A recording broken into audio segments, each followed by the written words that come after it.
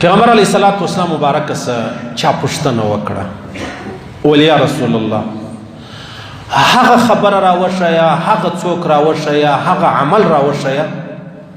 چې د هغه د وجې ډېر انسانان جنت له راځي، او هغه خلک راوښیه یا هغه عمل راوښیه چې د هغه د وجې ډېر انسانان جهنم له راځي. پیغمبر علیه الصلاة والسلام مبارک د جنت هم دوې خبرې ور وښولې او د جهنم هم دوې خبرې چې دي هغه ور وښولې. دوې خبرې د جنتیان ور وښول چې په دې به سړی جنت له راځي، دوې د جهنمیان ور وښول چې په دې به اکثر انسانان چې جهنم له راځي هغه به د دې وجې. اولنۍ خبره چې جنت له راځي د الله رسول فرمایي تقوی الله، د الله د خوف. چې کوم څوک له الله بیریږي سید هر ځای داسې الله ما ویني، د الله د خوف. ابی ابن کعب حضرت عمر فاروق پوښتنه وکړه، ول دا تقوا څه ته ویل کېږي؟ زما سر نه په خلاصېږي. ابی ابن کعب ورته ویلې ول یو ورځ دا رقم پېښه سوې ده چې داسې په صحرا کې روان یې، اځغې ډېرې پایڅې دې راپورته کړي دي، دا لنګ دې راپورته کړی دی، بیا یوه پښه یو ځای ږدې بل ځای بله پښه بل ځای ږدې په دې چې د اځغې راجګ نه شي وکالۍ ته مې ور ونه لګېږي. ول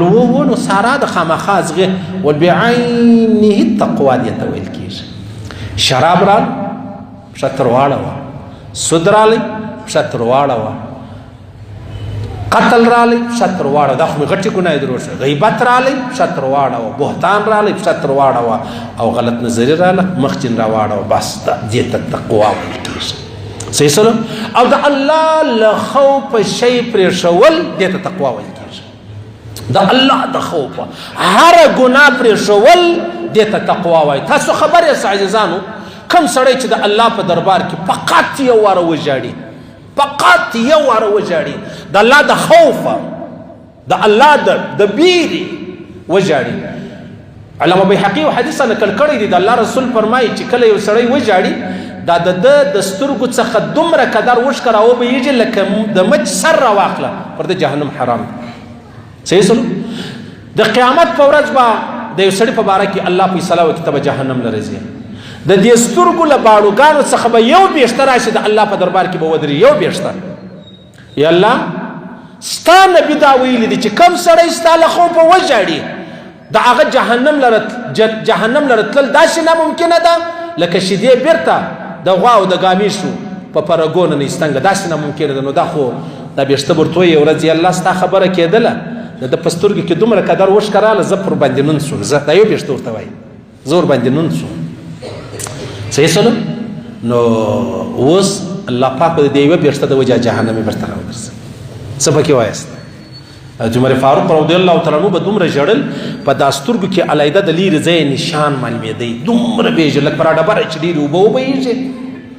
څومره به یې ژړل. قاضي حمید الله جان صاحب زموږ استاذ، الله دې جنت عدن نصیب کړي، الله دې جنت فردوس نصیب کړي، الله دې خپله رضا ور نصیب کړي، الله دې تر عرش لاندې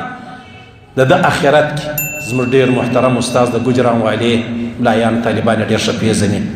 هغه به ویلې ولې ورځ دا زموږ تی په کورو کې چې کله موږ سهار لمونځ وڅي یا لمر راوخلي زموږ تی زنانې جاړیانې یو چټایي د باندې راوباسي، که لمر ول سایه ته کښېني که سایه یخ و بیا ولمر ته کښېني. نو یو ښځه د باره راله د حضرت عمر فاروق رضي الله تعالی عنه کره چې راله چټایي دی څه نو دا وله دې دا پښه دی په ژر واړوله. حضرت عمر فاروق رضي الله تعالی عنه کور والا پوښتنه وکړه خیر ولې ولی ما خیال کشنې بولې کړي دي که څنګه نو مال دی نه وایه کشنې بولې نه دي کړي، دا د امیر المؤمنین د تهجد د وخت وشکې دي چې الله ته څومره ژړلي دي، الله ته څومره ژړلي دي، دا هغه وشکې دي. پوهېږئ؟ هو سبحان الله. هغه څه ویل املاک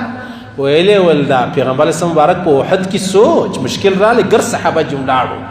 دلته خامنایي چې کله وویشتل سو ګرد ورته ولاړو، دا دغه عمر شي. صحیح سلام. سبحان الله. پیغمبر اسلام مبارک حضرت ابو ذر ته ویلې ول ابو ذر تور تر سپین، سپین تر تور، سور تر سپین، سپین تر سره، هیڅوک اعلی او افضل نه دي، نه عربی له عجمي نه عجمي له عربي الا بتقوى الله، بالتقوا. په تقوا سره چې کوم څوک تقوا لري، حضرت بلال په رنګ تک تورو تقوا یې درلوده، ابو لهب په رنګ داسې و لکه ځلانده سپوږمۍ راواخله، د اور لمبر او داسې ښایسته ولو تقوا نه و دین نه و اسلام نه و ایمان نه و لاړې جهنم له د محمد رسول الله د کورنۍ او دا پرېدی راغلی له حبشو تقوا یې اختیار کړه الله چې شو نصیب کړو پوهېږې په دې خبره باندې نو او بیا پیغمبر مبارک فرمایي دا مؤمن نه دی مؤمن دی چې کله ګناه کوي د ده دا خیال داسې محسوسوي لکه زه چې د غره لاندې ناست یم او دا غر ډېر لوی مطلب دا لاندې رایله نسي او د رایله کېدو امکان یې داسې بیریږي چې غر راباندې رایله نسي او منافق سړی څنګه وي هغه دی لکه پر پزه چې مچ کښېني خالي یې داسې پورته کړي ګناه یې وکړه هېڅ پروا نه لري هېڅ پروا نه لري صحیح سره او که ته وایې چې یا شب قدر رالی نو داسې به زه عبادت کې وکړم د درو اتیا کالو ثواب دی نو که تا د 102 کالو ګناوې کړې وي بیا حسابونه مه کوه د خدای سره الله کومه لار در وښول پر هغه لاره ځه نورې خبرې به نه او بیا چې کله حضرت انس فرمایي موږ په مدینه شریفه کې وو د ابو طلحه په کور کې زه وم نو میلمانه راغلي وو شراب لا نه و حرام سوي شراب نه و حرام سوي نو اعلان یو سړی رالی اچانک چې رالی ویلې ول دا د بخاري حدیث دی ول تاسو نه یاست خبر یا ولې خیر خیر ول الله پاک د شرابو د حرمت حکم راواستوي شراب حرام سو حضرت انس فرمایي زه کښېنی وم ما په ګیلاسو کې لکه موږ ته شربت ورکوو یا شلومبې ورکوو شراب په هغه وخت لا نه و حرام سوي په کورو کې و چې دا خبره وسوله ځای پر ځای صحابه کرام وچ ودرې بس د چا په لاس کې لاسونه و هغه یې کښېښول بیا څه شو وکړلو بیا راولاړ سو په هغه ورځ د مدینې په ګلۍ کې چې څه کومې مطلب نالیانې وې خالص شراب پکې بهېدل صحابه کرام راولاړ چې دا کومې مټکې وې کم منګیانو کم سړوبیانو کم دا لوښي و د شراب دا هم مات کړلو دا ولې ماته یې خو پرېوینځو صفا به کړو بیا به کار جې نه خو یا بیا موږ ته شراب په یاد راځي موږ ته بیا شراب په یاد راځي بیا څوک ولاړ شو او د سنې وکړو چې ار دا خو شراب حرام سو بس خبره خلاصه ده او څوک ولاړ سو غسلونه وکړلو دا صحابه کرام صحیح سلام دونه پاک کورنۍ دونه پاک خلق نعوذ بالله استغفر الله الله اکبر استغفر الله دې ته چې شوي دې ته تقوا وایي الله دې را نصیب کړي قسم په خدای که په ډیرو لمنځو په ډیرو روزو چې هغه نفلي دي په ډیرو صدقو سړی جنت لري چې په تقوا سره چې عبد الله بن مبارک فرمایي یو سړی راولاړ سو 1 لک حرام روپۍ خیرات کړي حرام نه 1 لک حلال روپۍ د سره د خیرات کړي والله العظیم که دومره ثواب لري لکه له یوې حرام روپۍ ځان بچاول له یوې حرام روپۍ ځان بچاول دا تر هغه 1 لک روپۍ چې هغه حلال دي د الله په لاره کې ورکې دا دومره ثواب نه دی پوه شواست موږ خو ګناه هره ګناه کوو بیا نو راځو خیراتونه و صدقې و لمنځونه و روزې و هر څه ورسره کوو یا تقوا وایي دې ته پیغمبر علیه السلام مبارک پر لارې را روان و یوه دانه خرما یې پیدا کړه چې پیدا یې کړله داسې راواخیستله بیا وویلې نه یم خبر چې دا به د صدقې که یا که د صدقې وی نو ماته خو نه ده جایزه صحیح ده که د صدقې نه وای زه په خبرو بیا د خرما ما خوړله نو لحاظه زه نه خورم بل چا دې ورکړه پوه شوست سبحان الله نو پیغمبر علیه السلام څخه پوښتنه وسوه چې یا رسول الله هغه کوم عمل دی چې ډېر انسانان جنت ته ورباندې ځي پیغمبر صلی دوې خبرې وښولې اولنۍ خبره دا د تقوا د الله خوف له الله بیرېدل د الله د خوف یو ګناه پرېښول الله اکبر دا ډېر یو سړی 1000 رکاته نفل وکړي په هر رکات کې د یو قرآن ختموي دا دومره ثواب نه دی عزیزانو لکه یو سړی پر سود باندې قادر سو چې دا راواخلم نه راواخستی پر بدکاری قادر سو نه وکړه پر شراب قادر سو نه وکړه د الله په خاطر د دې ثواب ورته زیات او دویم ش اخلاق چې د کوم چا اخلاق علی دا به جنت لري ډیر ځي یو کوم دروښوي چې تقوا دویم اخلاق څه معنا اخلاق دا معنا چې د هر چا په غم شریکېدل د الله په خاطر د هر چا سره ښه کول د خپل نفس حساب و کتاب له چا نه کول صحیح سلام بد دا دی چې نرمي کول څوک مخته کول تی خبر یاست پیغمبر صلی مبارک به څه کول پیغمبر صلی مبارک چې به کله روان و پر لارې باندې صحابه کرام یې د مخه کو دی به شاته په پسې صحابه کرام یې د مخه کو دی به شاته په پسې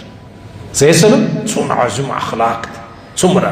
د الله رسول فرمایي که څوک غواړي زه د مجاهد درجې ته ورسېږم د شهید و د نمازي و د روزاتي درجې ته ورسېږم د سخي و درجې و د حاجي و درجې ته ورسېږم اخلاق علیک اخلاق عظیم که الله پاک به تا ورسي الله دې رانصیب دا هغه دوه عملونه دي چې د الله رسول فرمایي چا پوښتنه ځینې وکړه په کوم عمل باندې انسانان ډېر جنت ته راځي چې ډېر جنتیان جنت ته راځي هغه څه دي د الله رسول فرمایي ما خوب لیدی ویلې ول یو سړی د جنت په دروازه کې ولاړو دروازه الله نور خلاصول بیا کلمه شریفه رااله د دروازه یې ور خلاصه کړله ول بیا په جنت کې یو سړی ګرځېدی را ګرځېدی الله ملاقات نور سره کوي بیا د اخلاق رالو د الله سره ملاقات اخلاق سید څو وخت پاتې توبه انا لله و انا الیه راجعون الله د انسانیت را نصیب وایي زموږ خالق خدای انسانان کې دا سپیو د خنجرانو د خرو چمونه چې کو هغه د الله را سوا نور کوم شو الله پاک دې موسع الله دې موسع شا نو دا خبره ده چې کوم سره جنت لري پر کوم عمل باندې جنت لره هغه دا خبرې